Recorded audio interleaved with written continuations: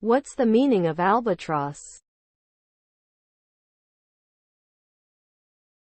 Albatross.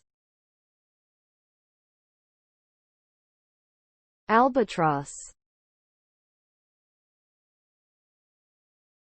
Albatross.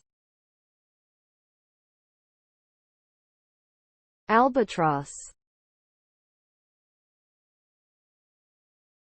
Albatross.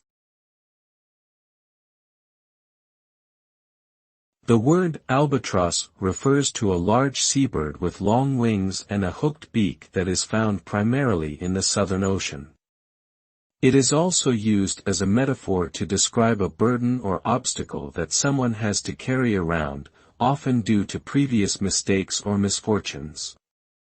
In the famous poem, The Rime of the Ancient Mariner, by Samuel Taylor Coleridge, the mariner is punished for killing an albatross and forced to wear its carcass around his neck as a symbol of his guilt and shame.